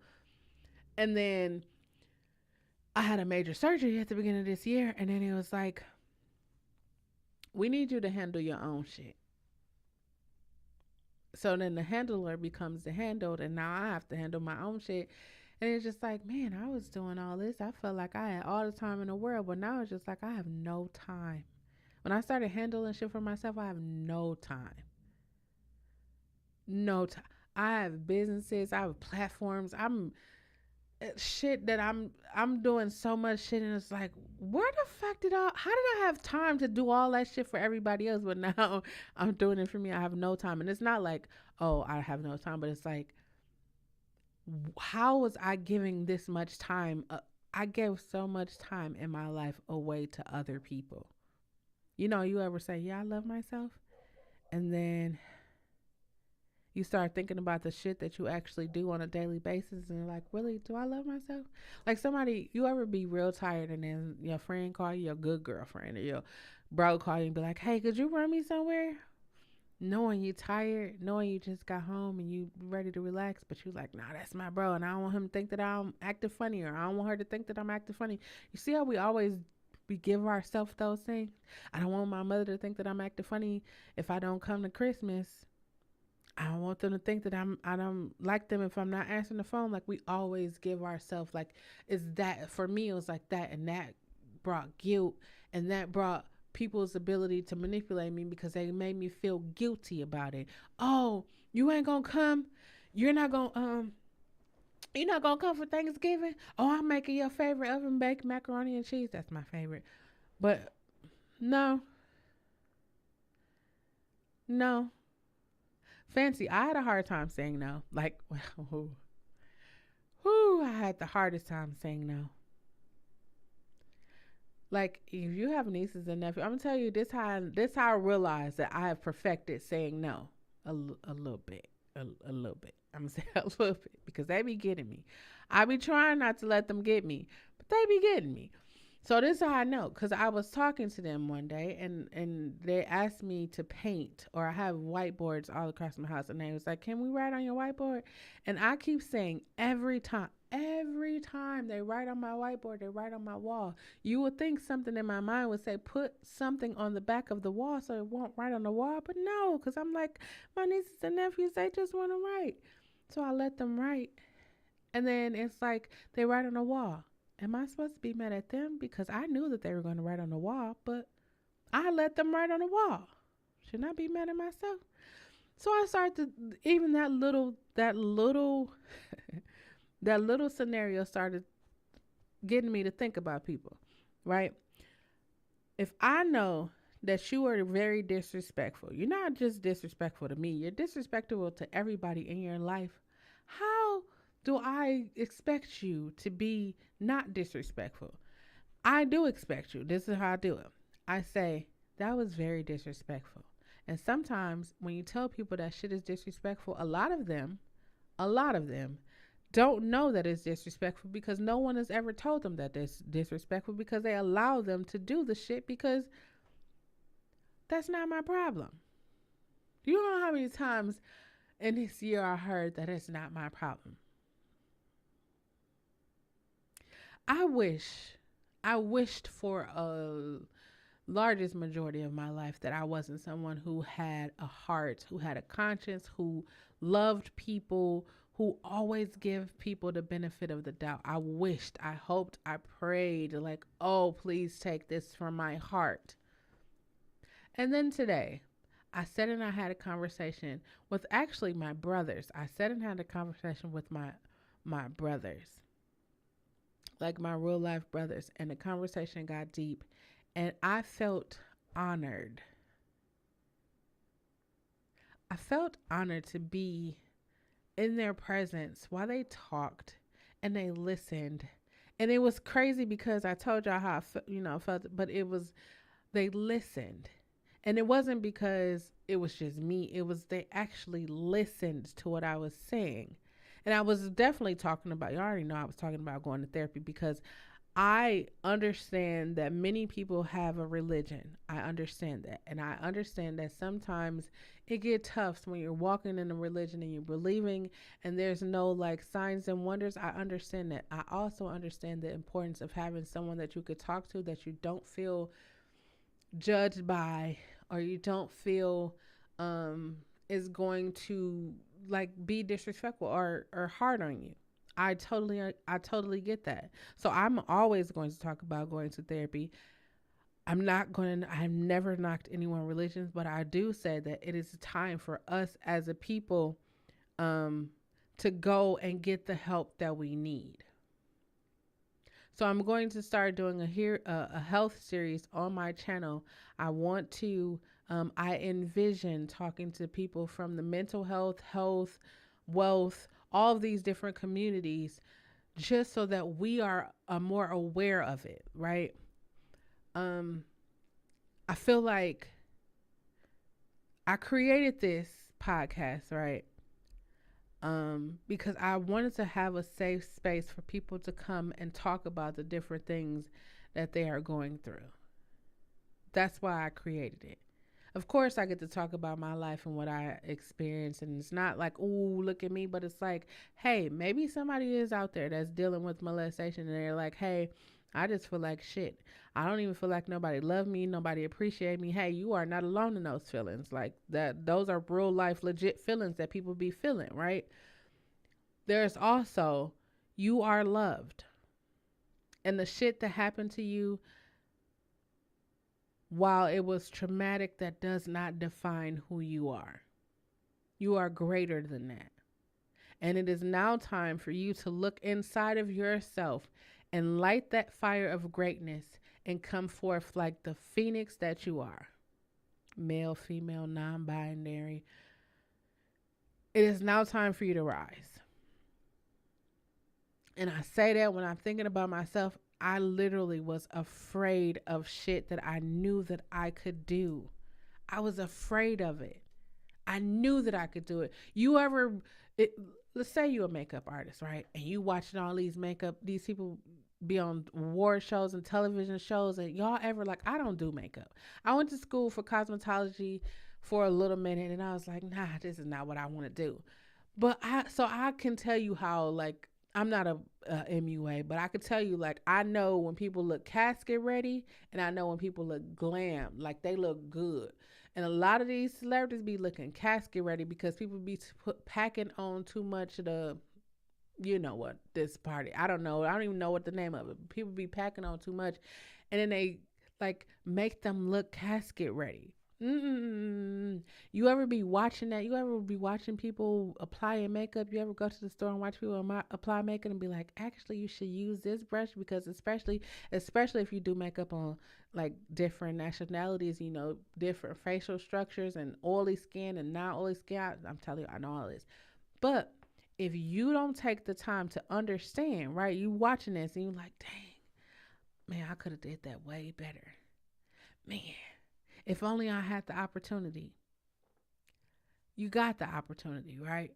I'm saying you got the opportunity because why are you looking at me, right? I have a whole face. I don't do makeup, but I am going to do some makeup tutorials because I don't do makeup. I mean, I don't do it, but I can tell you how to like lighten your face and what moisturizer, skin texturizer, whatever it is you should use that works for me. Maybe it won't work for you, but it works for me. I could tell you that. I wrote a song. I wrote a song a decade ago. That is so funny to say. That means time is moving. I wrote it a decade. Actually, no. I wrote it when I was whew, 3 decades ago. 3 decades ago, I wrote a song, and it's called Fade Away. It's actually available on all streaming platforms. Shameless plug. But I wrote a song, and in that song, it said, could you imagine yourself feeling insignificant yet able to change the life of everybody you meet? So, can you imagine having the ability to help people get that business off the ground, help people have successful relationships, help people just do everything in their life? And then when it comes to you, you can't even put your best foot forward. You can't even like get up out the bed. You just can't when it comes to you. That means that there's something on the inside of you that you have to go and you have to pull it out. You have to pull it out. These last 2 years, I spent pulling out so much shit that I didn't even, shit that affected me that I didn't even know affected me. It's like it unconsciously affected me. Like, hmm, I could see that. Like feeling abandoned and rejected by my parents at this present moment at 42, I could see so much how that shit affected my life. So this is why when I say if you are a parent and you have children or you have a child, it is important for you to love, touch, um, ask questions, be involved, not just monetarily, but be involved in your child's life because that is the number one way. I'm going to say number one. In my opinion, it is the number one way that predators have a way to enter into your home because your child does not feel love. Number one. That's my number one way. And and in my case, that wasn't my case. In my case, it was just like, how the hell did it was? Hmm, it was guilt. It was guilt. It definitely was manipulation. And I could say this all now as a 42-year-old woman, but back in the days, it was just like I don't even I didn't have any words for it. How was it? Why? And then I would think about it, and it was like, oh, when I was growing up, people used to bully me, and like all of these different stories. And then like I literally told someone, I said, I wish that I could go to a church and experience church on a level that everyone else does. I wish I could. I wish I could. Unfortunately, my experience when it comes to church isn't what everybody else's experience was. So that's something that I will have to um, work out. That's something I will have to work through as I continue my journey through life. I'm not disrespectful when it comes to church or religion or anything like that. Um, I just choose to not involve myself in it. And I appreciate and love and respect the people that I have in my community that keep me lifted regardless of that. Because that was something strong. That was something strong. Like, I've never, like, if you ever stopped going to church or you believed when you were younger and now you're older, like, there's a part of you that feel guilty because you don't go to church, or there's a part of you feel guilty that you don't pray as much. I never had that. I've never had the, oh, I ain't go to church today, so let me go. I've never had that. And it could be because of my experiences um as I was growing up in the cults, also known as a church. But I stopped carrying the weight of my past. And last year was the first time that I said the person's name. And um, I kind of feel like it was like long overdue, but it was necessary. And I didn't do it in a disrespectful manner because I'm not disrespectful. I don't be disrespectful to anybody. I respect everybody again because I want to be respected. That's just life. I respect little kids. I respect everybody. And when I realized that a lot of the things that I was walking around in my life, like as an adult, was things I wish somebody would have did for me in my when I was younger. I wish I would have felt safe in church. I did. I wish. I wish I would have felt safe in other situations too, but I didn't. And then it becomes I don't feel safe, so I'm going to do what I think in my mind I need to do to be safe. And for me, I literally remember when I opened up Pandora's box of that whole molestation thing, I literally remember I was transported to a time where I literally, when I was younger, I would find a creaky spot in the floor. You know that's when you walk around your house and there's that floor, that spot in the floor that is loud, it's creaky. I would literally get a pillow and a blanket and sleep on the creaky spot.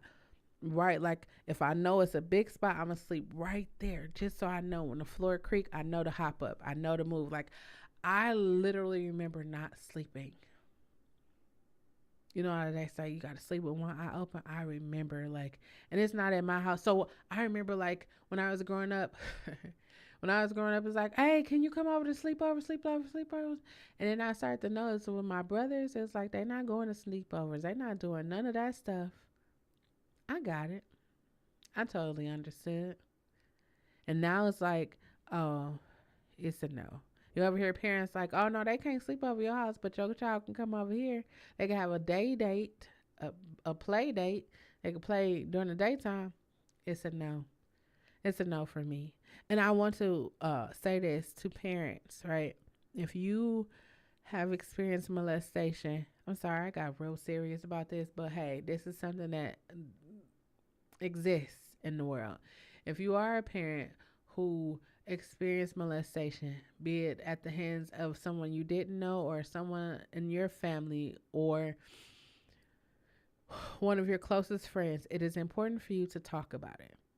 And I'm going to tell you to talk about it because you have children who God forbid never experiences what you are experiencing, but you want them to be able to come to you and be open and honest and tell you and not hide it from you. You want them to do that. You want them to come and tell you. And when they do come and tell you, for the love of humanity, listen to them. Listen to them. I'm going to say it one more time. Listen to them. Don't look at that. Don't look at the adult or the person that they saying doing it and be like, oh, well, but why? Well, don't ask those questions. Ask the questions, are you okay? How do you feel about it? How have you been able to have this on you this entire time? How have you carried this? Ask those kind of questions. I wish more people ask people who have experienced trauma those kind of questions. But we're not going to ask those questions because again, we try to dehumanize people like why would they choose you or why did it happen to you? Or then you have those parents who be like, well, it happened to me and look how I turned out. And I keep saying that because I've literally heard people say that a lot. I got molested, but you don't hear me over here crying talking about it. That's because you're not ready to deal with it yet. Anything we're not ready to deal with, what we do? Throw it in the back of our head. We throw it in the back of our mind. I said I'm gonna get some brakes for my truck. I kept throwing it in the back of my mind. I'm gonna get some brakes for my truck. I went outside today. Today was the first time I went outside since Monday. No. Tuesday. There was one day this week, but this is the first time I went outside, and I couldn't go outside because I had no brakes. I kept saying I'm gonna get my brakes fixed. I'm gonna get them fixed. I'm gonna get them fixed. And then I woke up and it was snow everywhere. Now I can't drive my truck because I ain't got no snow. So they was like, "Hey, can you run me? Can you do this?" And I was like, "I can't do that. I'm going to be a responsible adult and keep my truck parked because I don't have brakes." And then it's that, "Oh, come on, you was driving it before, you don't have brakes." And I was like, again, I'm going to be a responsible adult and I'm not going to move my truck because I don't have brakes. If you can't understand that, there is Uber, Lyft, and you could call someone else. Oh, now you acting funny. No, it's not that I'm acting funny. It's just I don't know if you have realized that I have survived some insurmountable odds and I am still alive. I have quickly decided that life is more important to me. Like, I could go outside, I could sit right here and order whatever I need to order and it'll come to my front door. I don't necessarily need to go outside at all. I don't. I couldn't wait. I couldn't wait for the day where we could just sit in the house and don't have to go outside. I couldn't wait for that day. I didn't know it was going to come in the form that it came, but I couldn't wait for that day because for me, I feel like more people, if we spend so much time in our house, this is why I be talking to parents and I be like, listen, your home is the first place your child will learn anything. So if you're not telling your child that you love them or you're not hugging them or kissing them or being intimate, not intimate like that way, because some people minds be going like that. But if you're not hugging your child, there will be someone who comes along and they will hug your child. There will be someone who comes along and they tell your child how much they love them. And sad to say, it might be somebody that will take advantage of them. And if you haven't been paying attention to the news, if you haven't been paying attention to social media, human trafficking, sex trafficking, and melanated kids are coming up missing at incredibly high rates. I understand maybe your parents didn't hug you or kiss you or ask you how your day was. I understand. Start something new. Start something new. Let's not just be like, oh, my kid's going to have a better life than I have because you're going to buy them everything, because you're not going to whoop them or discipline them, because you're going to allow them to do and say whatever they want to. That's not giving them a better life because then they're going to meet people like me. I don't tolerate disrespect at all. I don't care, young, old, I don't care what it is. I don't tolerate disrespect. And a lot of these people, a lot of these adults are disrespectful. Mm, I literally do not tolerate disrespect. Because if you do it once, you will more than likely do it again. You ever tell a child not to do something and then next thing you know they're doing it again and they're doing it again. Wait, did y'all see this video? I don't usually do this, but I have to talk about this because this affected me in a way that I didn't think that I was going to be affected. So stop carrying the weight of your past, right? I'm gonna keep saying it. Did y'all see the lady who cut her daughter's hair because she was acting up in school and she had been talking to her a year about acting up in school? So then I guess she said it was better than her chastising her or disciplining her.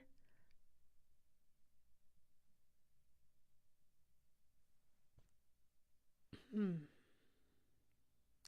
Our real life, like, okay, I get it. She's the parent. I get it. That's her daughter. I get it.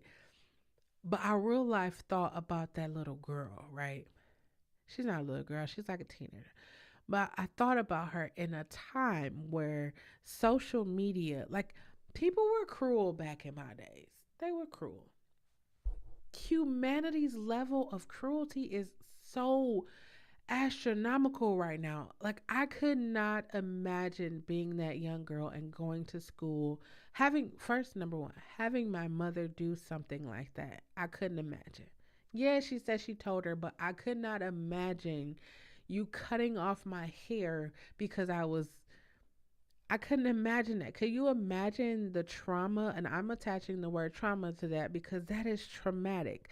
I don't know if she's in high school or middle school, whatever. She's in school and kids, cruel. People are cruel. And she said, at least I didn't, physically harm her. It's not physically harm her, what she said, but she said, at least I didn't physically harm her. And I just thought, like, at this point, I think that little girl probably would have just took that and was like, yeah, I deserve that. But her hair, though, in a time where people uh, I was so affected. I real life cry. I was so affected by that. And I started to think about how many times we go through things or we experience things that they're not healed, they're not resolved. And then we are interacting with other people with brokenness on the inside of us. And we're doing things thinking like, oh, this is okay. This is cool. At least I wasn't doing that. But the reality of it is no better than doing that. We would have understood if you would have just disciplined her. Like, we would have understood that. But to cut her hair off and then send her to school, granted, it's holiday break, but just that. Like, we need to figure out alternative ways to cope with things. And I can't do that. I'm not a therapist. Trish is a therapist. And there are therapists all across, the world. But we need to start having more conversations about things like that. How do you discipline a child that's not listening to you? Or how do you provide guidance to a child or teenager? Provide guidance to adults, because half of these adults out here, Jesus. It's like, in my opinion, it's like somewhere along the lines of birth and adulthood, it was like an overflowing of insecurity. I have some insecurities, right? But the levels of people's insecurities nowadays is just beyond.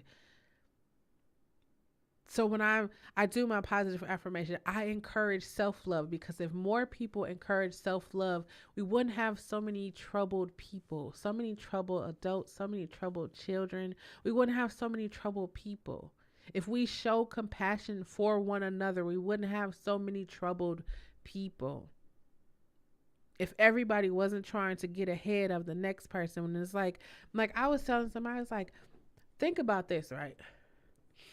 If say I'm a music artist, I am a music artist, but say I am a music artist. I'm a female music artist, right? You do makeup, you do hair, you do nails, you have the merchandise, or got a little boutique. I'm going to be trying to work with all of y'all so that we all together can come up, right? I think teamwork makes the dream work. I've been saying this for as long as I can remember. Teamwork makes the dream work. So, and in my mind, I'm like, hey, y'all two should work together. So while she doing your nails, or you refer her, because while she doing your nails, you could do her makeup, and then y'all can refer to over here, and they can get their hair done, and the money done circle around our community. That's how I think. But what I realize is people don't think like me. I be trying to think. I said, you know what, I'm going to do this YouTube. I'm going to share positive affirmation. I'm going to share workouts. I'm going to share songs. I'm going to share all of this stuff. This is what I'm thinking, right? And I was like, this going to be dope. It's going to be dope, because what I'm doing is offer you an alternative. Yeah, I'm going to have challenges and mukbangs and all of those things, but I'm gonna also offer you an alternative where you can see, like, you don't got to be negative all the time. You don't got to be a Debbie Downer. You don't got to state the obvious all the time. We know the obvious. We know we are in a global fucking pandemic. We know a lot of people are without jobs. We know that STD rates are at an all-time high. And how does that happen? That's because a lot of people are out here having sex unprotectively. Is that a word? It don't matter. People are out here having unprotected sex in a time where there's monkeypox, Ebola, polio, norovirus, paravax virus, RSVV virus, and RSV virus, and COVID number, whatever number it is. Still, maybe you come from a household that you didn't have your father there, but you had an older cousin, a brother, you had an uncle, somebody that took you under your wing. And now you have a son, or now you have a daughter. Are you going to be the absentee father as though your father was? Or are you going to step up and say, you know what, I want to do something different? I hear people say, I don't know how to do this. And it's like, the only way you know how to do it is to do it. How do I be a father to my child? You pick up a book, you YouTube, you be there for them, hold them, burp them, change them, be there. How how would I suggest? I would tell you to do it. Just do it. I realized in this last year that the thing that worked for me was to stop talking about doing it and just actually do it. Because the more you talk about it, the more there's doubt, the more there's fear, the more you're going to be like, well, I just do it next time. I'll do it when watch how many people gonna be like in January. It's gonna be like, watch how many people start talking about, oh, when I get my taxes, my taxes, my taxes. But it's like, you don't have to wait till then. In my next relationship, well, when I get married or when I quit this job, we given all those grace periods. But listen, it's now time to stop carrying around the weight of your past. If you haven't left anybody because they held you down while you was in jail, reevaluate that. If you haven't left anybody because they kept you lifted when you lost your job, reevaluate that. If you've been with somebody because you've been with them for so long and you don't know what it's like to be with somebody else, evaluate that. You don't have to be in situations. You don't. I know it probably sound like I'm telling y'all to get out, but I am. Get out. Especially having survived a global fucking pandemic. You should want to be happy. You deserve to be happy. Happy, healthy, whole. Happy, healthy, whole. That's my thing. It's my mantra, we could say. That's what I say. Happy, healthy, whole. Right now, I am all of those things. All of those things. And from I said last Thursday, actually I've been doing it all year, but it's definitely gonna be on a whole nother level now. Y'all gonna hear my voice, y'all gonna see me, y'all gonna hear me singing, y'all gonna get all of this, all of these vocals, y'all gonna get it. And everything I feel led to talk about, I'm gonna talk about, because more people should talk about, like, I'm gonna say this and then I'm gonna wrap it up. Like, I had a hysterectomy, right? A complete hysterectomy. Now, bear with me because I haven't dealt with that yet. I can say that I have it. I'm processing it. That's what I say. I'll process it. All right. I was like, I need to talk to people who've had one, um, because I need to know, like, there's things that's going on with me. I need to know. I need to know, like, hey, is this gonna ever stop? Is this going? I mean, does this happen? I need to know. And so I was talking to people, like, that I know who had it, and they were like, "Oh no, I don't want to talk about that." I get it. I understand it was traumatic. And then I met a woman who was like, "Hey, I just had that surgery last year and this and this and this." And she like ran down a list and she was like, "Don't try to lift anything. Don't do this." And I was just like, I had already been trying to lift stuff, cause, and she was like, "No, don't do it," because she said, like, they told me 6 to 8 months, right? I should be back to normal, right? She said they tell people 6 to 8 months, but they don't tell you based on your body structure, or like based on who you are. She said they should tell people like it can take up to 2 years. And the crazy thing is, I be watching on YouTube, and some people say it take even longer than that because you've had major parts of your body removed. And so then I'm grateful. And she's like, "Hey, you should like check out Hister Sister." There's like groups for it, right? So I'm going to all these different groups, and it makes me feel okay that I can go to these different groups and like talk, or like not even talk. Some groups I talk and just introduce myself, hi, whatever. But like to read the different stories, it for me it's like, oh man, thank you, because I knew, like, if I knew, like, I have pain and tingling in the top of my thighs because they removed my lymph nodes from there, right? And they're like, oh, 6 to 8 months, it'll be gone. Oh, don't worry about it. It'll be gone. We are in, that was March. This is the 12th month of this year. It's not gone. It's still there. So I'm like, Is this normal? You know, you have all kinds of, I have all kinds of questions. And then I made the mistake of going to watch an actual, like, I didn't, when they told me what was happening, I didn't want to see it. Like, no. And I went and watched a robotic one of what they originally thought they were going to do, but they couldn't because the mask had taken over my everything on the inside of me. And I was just like, oh, I definitely would have appreciated that because it was really fascinating how they took it all out. And then when they showed what was all in there, I was like, oh, all I have is spleen and intestines and kidneys. Everything else is gone. The more I talk about it, the more I get more comfortable with accepting the fact of what happened. But I have to talk about it. That's just me, just talking about it.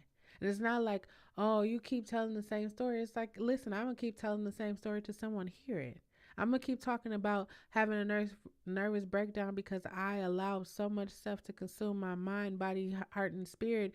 And then having strokes and my ability to walk and talk being affected. I'm going to talk about it. Why? Because I don't want you to have to go through those same things.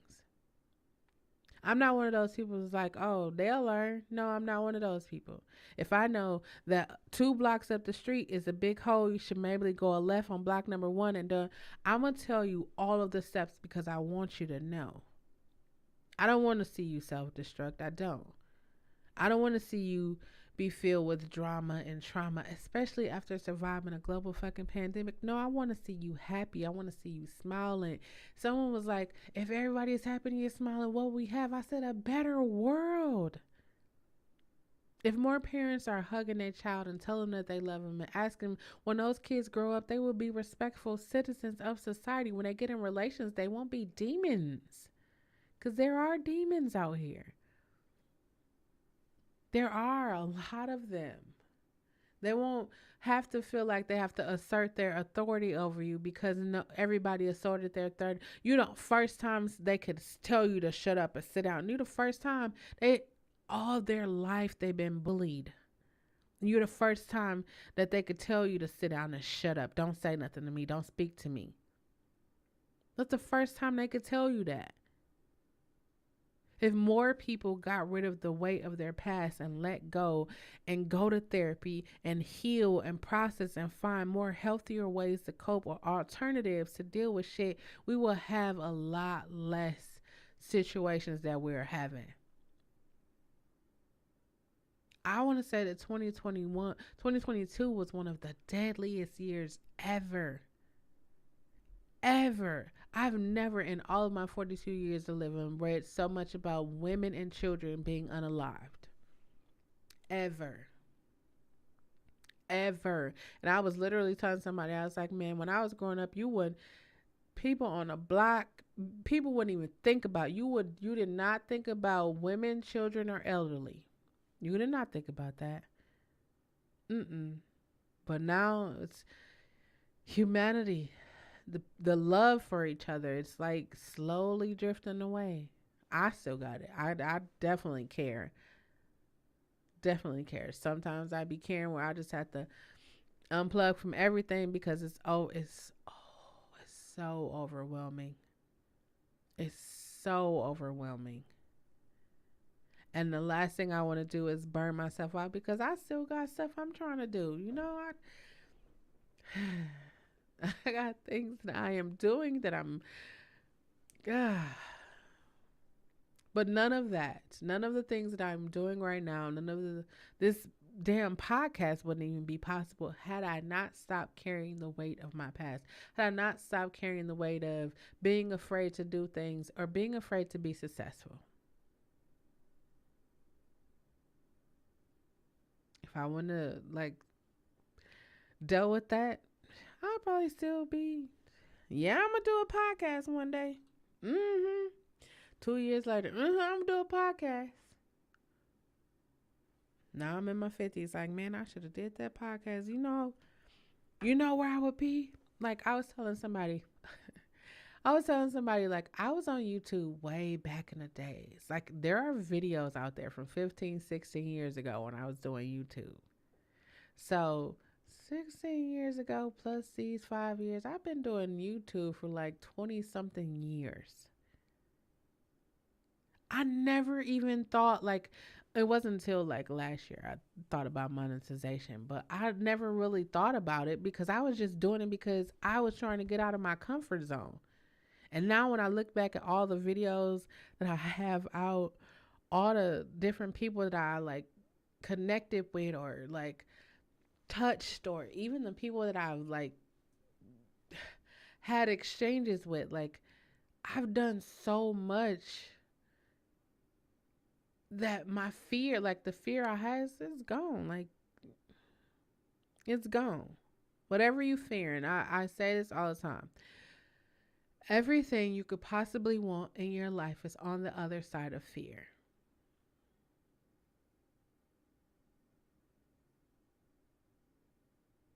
But you gotta stop carrying away to your past. Oh, that was dope. That was dope. But it is. You gotta put down the weight. You can't you can't write that book because you're afraid. People ain't gonna listen to it. People ain't gonna read it. I said listen to it because you know they got audiobooks. But people ain't gonna listen to it. People ain't gonna read it. Who am I to think that I could write a book? You see how you ask yourself those kind of questions, but you don't ask yourself like, why do I feel like my story is important? And your story is important because somebody out here has experienced what you experienced and they need to know that they can come out on the other side of it. I made a promise to myself this year that anybody that I feel inspired me or encouraged me to be better, I will be sending them a message or a DM, an email, something. I'm going to send them something and let them know how much they inspired me. And as soon as I said that, right? Soon as I said that, someone was like, "So, hey, I think you should reach out to this person because you always, I feel like you guys have similar lives and I feel like they can be a great inspiration to you." And so I didn't tell anybody, but I was like, I had already looked her up because she's really popular. Like, she worked with some of the artists that I want to work with. And so they're like, "Are you going to send it?" They challenged me and said, "You should send it by Friday." And I was like, it was already Wednesday. I was like, "Oh, that's like, ooh, that's Friday." And then I was like, no, the old me would have been like, yeah. The new me was like, no, we going to send her a message on Friday. So she messaged me Friday morning and was like, "Did you send a message?" I read it. And then I was like, oh, let me tell her what happened, why I sent the message and I got a response back. And it's significant because this person is really big. Like they are really, really, they are somebody really important. And I just on a whim was like, you know what, you're a great inspiration to me. And you let me know, like, hey, you gonna experience hardships in life and people are going to not believe in you. But listen, all you gotta do is stand on your shit and you gon' pop off. And so I just, basically told her a summarized, more professional version of that. And she actually responded back to me. Now, you ever be like, "Oh, I'm gonna write to Drake," and then you be like, "Nah, but why would Drake see me? Well, why would he even answer me? No, fuck that. I listen." I was like, I'm gonna send this person a message, and I sent this message on LinkedIn. I was like, I'm gonna send this person a message and just let them know. I'm not gonna ask for nothing. I don't be asking for shit anyways. But I was like, I just want to let them know that there was inspiration for me. And they actually responded back to me. And so I messaged the person. I was like, "Yep, here's the message I sent." And then they was like, well, at least you sent the message. I was like, "Oh, no, that's not the end of the story. There's a response." And she was like, "Oh, well, at least she responded." I was like, "Oh, that's not the end of the story. I can't tell you the rest of it because, I'll tell you when, after everything."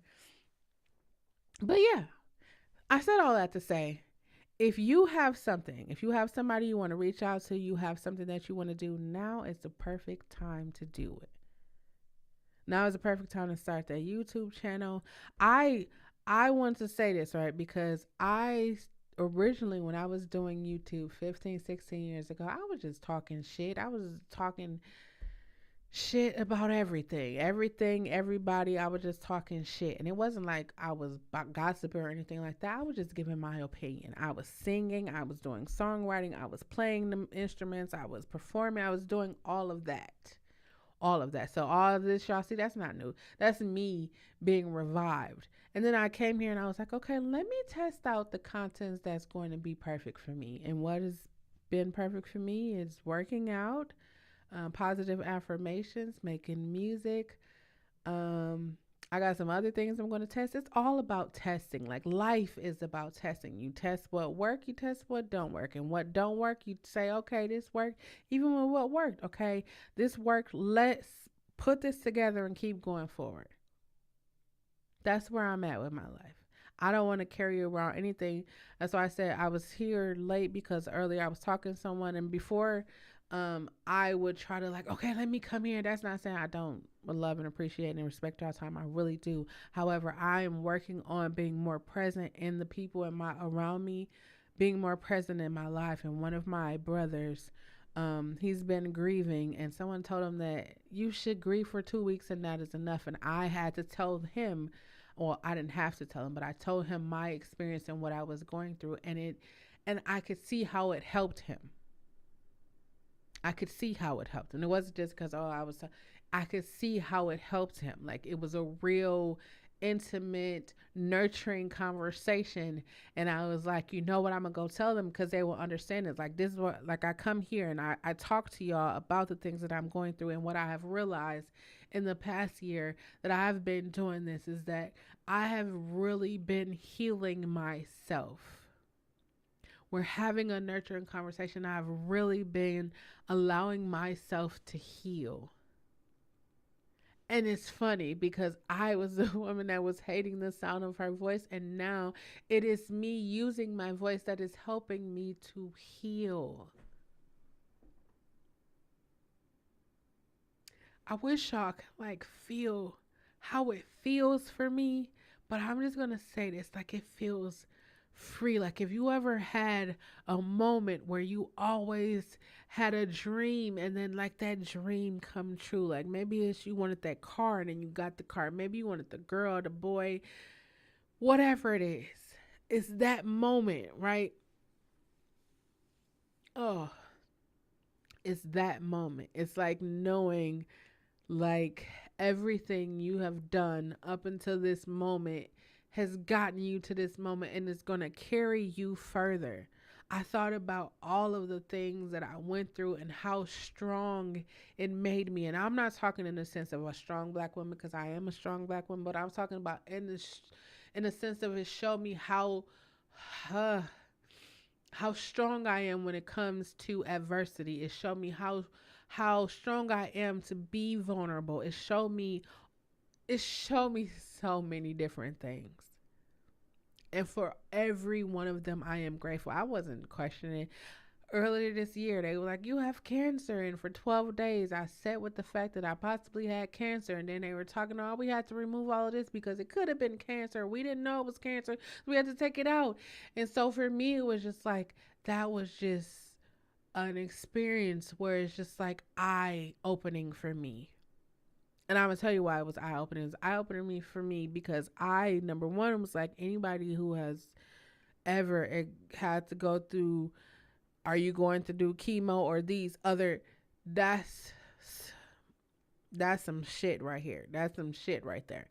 But anybody who has made the decision to actually do chemo, have my anybody who has ever had that cancer, and then you have to figure it, you have my utmost respect, love, appreciation, because that shit was hard. But I had already set in my mind, I already knew what the fuck I was gonna do because I was gonna be high as a giraffe's neck. That's how what I was. I was gonna be so high for the rest of my life. I was gonna be high. That was my decision. I wasn't doing chemotherapy, and me and my family had a really deep discussion about it, and I began to understand things that I did not understand previous to having that conversation. You know, you be like, people don't love you, people don't care, but I began to understand my importance to life in that conversation. I say anyone who has had to make that decision is really important, or they earn my that you have earned it. You have earned my respect, because that is a hard situation, right? Because you're going to be going through the sickness, the pain, the losing of your hair. You're going to be going through all of that. And then your loved ones who will be on the outside of your body looking at you as you are experiencing those things, but they're not ready to lose you yet. And I'm not saying that you're going to die, but they're not ready to lose you yet. So they want you to fight. So I understand how people can battle cancer more than one time, because they have a team around them that's like, no, we going to fucking fight this. I get it. When I tell y'all, whew, I spent the majority of my life looking for love in outward places. The majority of it. I got broken up with, and I sat down and fucking processed the relationship. I processed how I got to the relationship. And then all of a sudden, and I'm going to say all of a sudden, because all of a sudden it fucking dawned on me, the one person I wanted to love me my entire fucking life was me. But in order to get to that point, I had to stop carrying the weight of every fucking thing that happened to me in my life and look at my life for what it is. I overcome all of that. I am surrounded by people who truly fucking love me, who was willing to do whatever it takes for me to be okay. I am okay. But it took me putting down the fucking weights of my past so I can be here and accept and feel and embrace the love that surrounds me, to embrace the greatness that is within me, to be a light in a dark world. And that's not just like, oh, Sean, and I'm looking at me. It's like, I'm here to tell you, whatever the fuck you are going through right now, it will get better. And that's not on some religious stuff. That's on some real life. I done been through everything imaginable, and I am still fucking alive, and I'm still fucking here, sitting here talking to you, telling you that it will get better. It might look like it will never. It will get better. Go to the innermost part of you, find that safe space, and come out. Push all that shit through that door and come out. If you have to deal with it one at a time, deal with the shit. Because listen, we have survived a global fucking pandemic. I don't know if you don't see the significance of that, but you survived. Everybody in this fucking world at the same time was dealing with a global fucking pandemic, and we have all survived. If you have not made the decision to change your fucking life, let right now, in these next 19, 20 days that's left in 2022, be that time for you. I cannot be more, I could be, I don't know. I am so passionate about making sure people know that there is an alternative to what they are thinking. I will forever be on this journey. I am committed to it. I'm committed to letting you know that your life can be positive. You too can be light, love, and positivity. When you think about it, right? If all you watch is reality TV shows, or all you watch is like curse drama, all of that stuff, think about your life. Think about your everyday life. What do your everyday life consist of? When I think about life, I literally thought about it like I was real life. I remember I would struggle with juice. I would struggle with juicing, diet, or anything. I was like, what am I do that for? Like I am. I'm not gonna say was. I am an athlete, so I could tone up all of that, no problem. All I had to do was commit my mind. I wanted to be better. I be telling people all the time, right? When it comes to me, like people always hit me with the, well, Shell, is easier said than done. I said, listen, let me tell you about me. This is how I work. If you are disrespectful to me, right? I don't give you a bunch of times to be disrespectful. I let you know that one time that you are disrespectful, and if you feel like you're going to continue on with that, you and I have nothing else to talk about. If I say, you know what? I want to be better. I want to be better. I want to talk better, walk better. I want to be better. I want to be so aligned, so in tune with my body where if it tells me to sleep, I want to sleep. If it tells me I should not be talking to that person, I don't want to be like, well, I know they be cussing me out. I know they be disrespectful. I know they be doing all of this stuff to me, but I just love them. At that point, it's like I can love you from a distance. I want to be able to say, listen, I wake up in the morning, I do my meditation, I shower, read, I do all of those things on a daily basis. I'm not worried about who gonna come and do what to me. I'm not worried about he said, she said. I'm not worried about none of that because you know where I'm at? I'm in here. I'm figuring out my next stream. I'm figuring out who am I gonna present my business to today. I'm in here living my best fucking life. Oh, I'm living my best fucking life. I've been on this earth for 42 years, but these last 2 years have been some of the best years ever because I'm free. I am freeing every day, but I am free. I am free to the level where I've done. I'm gonna tell y'all. I can't tell you right now because you know paperwork you got to sign it. You can't really be saying stuff. So things are happening for me, and had I not, had I not stopped carrying the weight, had I not pushed past fear, had I not been on fucking YouTube talking every day, all the time, fucking singing, had I not was like, fuck it, throw everything, caution everything to the wind. I'm hopping off of this mountain and I know I'm talented. I know I have the confidence. I know I have everything on the inside of me to be successful. Had I not walked in my light, walked in my authority, walked in me, I would not be in the place where I am right now. All the shit that I went through in my past, it tried it tried to stop me from being who I am and where I am and doing what I do. You can't stop me. You can't stop me. I'm unstoppable. And I'm not saying that like literally, figuratively, because you know there's a lot of things that. But I'm unstoppable. Once you let me know who I am, it's like parents, if you instill in your child to love themselves, love themselves. I don't care if you have Jordans or Walmart shoes, love yourself. I don't care if your hair look like mine's or it's long, silky, curly, love yourself. That's something that we should be telling everybody. Love yourself. You've been out here, if you're an adult, you've been in a dating scene lately. Sheesh. I'm not dating. I kind of just said I'm about to start courting, but I don't really know if I want to do that. It's just different now. It's different. You know, before it could be like, you know, you can go on a date and be like, okay, this, you know, it's cool. It's fun. You want to just be friends. You want a movie date, whatever. But now people not coming back from dates. Like it's a no for me. No, it's a no for me. I'm going to continue to work on healing myself and healing my heart and making sure that I am good because I am in a good space right now, and that's not something I'm willing to give up for anybody or anything.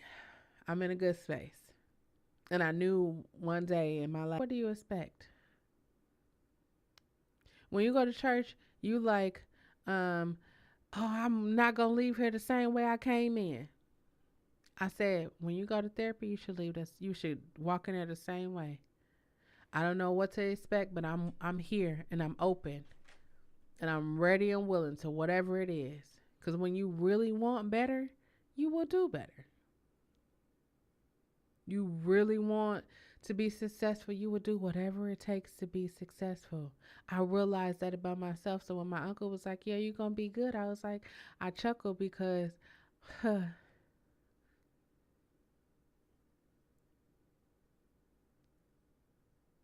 I'm good.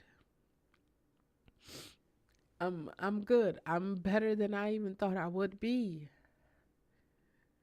Um I remember I had shut my emotions off. Why I be thinking? Why we be thinking we could do stuff like that? Or I shut my emotions off. I don't care. I don't care. The whole time you be caring. I turned my emotions off decades ago, And the last 2 years, I've been crying so much. And it's not like sad cries. It's like, I don't even know what the word to put right there. Freeing? It's like cries where it's just like, oh my God, I cannot believe. People be outside, I cannot believe. I just be like, I cannot believe. Like, this is my life right now. I cannot believe this is my life. And I done put in the universe this entire year. I was like, y'all definitely, help the sister out because I'm with it. I'm with it, with it. I'm ready and with it. I am. So I'm embarking on some journeys in 2023 and beyond. And I'm super excited about it. And I'm happy that I have pushed past fear and I stopped carrying the weight of my past. I'm telling you, when you stop carrying the weight, look at it like this, right? When you work out and you start to slim, you're not carrying around that weight. You're not carrying around the weight literally, and you're not carrying around the weight figuratively. You don't feel bad. You look at yourself in the mirror and you happy, you're smiling, you walk different, you talk different. Stop carrying around that weight. It's time. If you ain't realized it in all your life, realize it in these last 2 years, realize it in these next 19, 20 days. It's time. It's time for you to be happy. It's time for you to get the things that you desire in your life. It is time. Maybe you've been in a relationship since high school. Maybe it's time for you to be single. Like, not single, ready to mingle, but like single. Get to know yourself. Date yourself. I was telling somebody, like, I'm about to start regularly going to brunch on Sundays, taking myself to brunch on Sundays. That's what I'm about to start doing. Because I love myself to the point where I remember people used to make fun of me that I went to the movies by myself. And I was like, wait, you don't go to the movies by yourself? I be going to the movies by myself. I go to dinner by myself because I'm not afraid to be by myself. Mike Tyson said something one day that made so much sense to me. And I know you probably like, Mike Tyson? Yes. Mike Tyson said that people are afraid to be alone because they are scared of the demons that are within them. I said, come on. Come on, because that is some serious shit right there. I'm not afraid to be alone. I enjoy it. I enjoy it. I am so grateful that I've decided to go on this journey of healing and self discovery. I did not know what to expect, and I was ready and willing to take on anything. Anything that life threw at me, I was ready to take it on. Now, let me say this truthfully, I was so unprepared, but there's a but. I was ready and I was willing, and I'm glad that I did it at the time that I did it. And I'm grateful to have had experience with therapy where I learned coping mechanisms or healthy alternative coping mechanisms or things that I would freak out or do.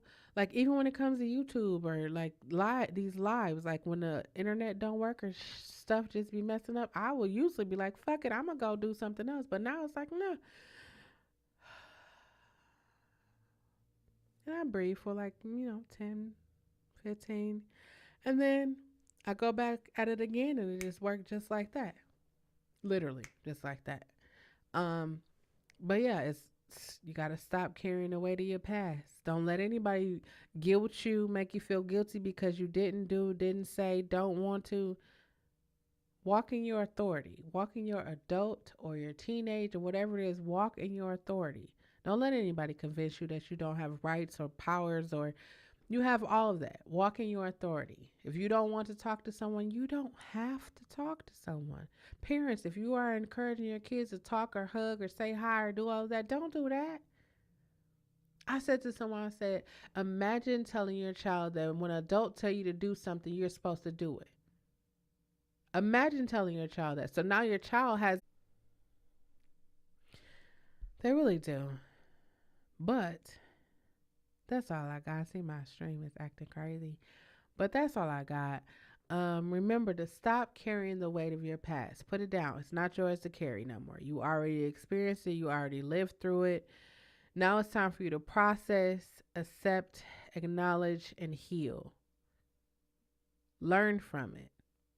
Don't run away. Don't run away from it. Learn from it. And then I guarantee you it will make you a better parent, a better friend, a brother, sister, brother, a better whatever you are, it will make you better because you've learned from it. Parents, think about your childhood and how you wished your mother would have hugged you or asked you how your day was or took you on a mother daughter date, father son date, mother son, father daughter date. Like, think about all of those things you wish somebody would have did for you. If you are a parent, do that for your child. But don't teach them disrespect. Don't teach them, don't give them everything and not allow them to understand what it means to work hard. Or not, I'm not saying work hard like they got to work for somebody else, but understand the importance of working. And I wish there was another word for that, but like understand the importance of not being given things so freely because then they become entitled. And then when they become entitled and they meet other people that they want to date, now there's a sense of entitlement. Like, I'm entitled to do and say whatever I want to. In order to be successful in the next 20 days and the rest of our lives, is we have to do better. You can't keep thinking you're going to do the same thing and something is going to change because Webster's definition or Webster's dictionary said the definition of insanity is doing the same thing expecting a different outcome. I'm not calling you insane. I'm just letting you know what the I'm just letting you know what the word is. That's what it says. You're insane. But that's all I got. Remember to stop carrying the weight of your past. Let it go. I know you probably like it's easier said than done, but listen, the moment you wake up and put on your makeup, the moment you make in your mind that you are no longer going to do anything, that next second should be, the next thought should be, here's what I'm going to do, or here's how I'm going to do it. Ask yourself the tough questions. Ask, why are you in a relationship? Why are you still at the job? Why do you want to become an entrepreneur? Why do you feel like you could be successful? Because whether we believe it or not, everyone has everything that they need to be successful already on the inside of them. Like, you ever go to school or you ever just be sitting in your house and you wake up and you be like, man, I should work on cars today. Or let me figure out how to put this engine in it. Like, you ever, like, that's something that just burns on the inside of you. Like, on the inside of me burns like helping others and singing and speaking and all of those things. And so it only makes sense that right now I'm in a place where I have so many opportunities in front of me, and it's just like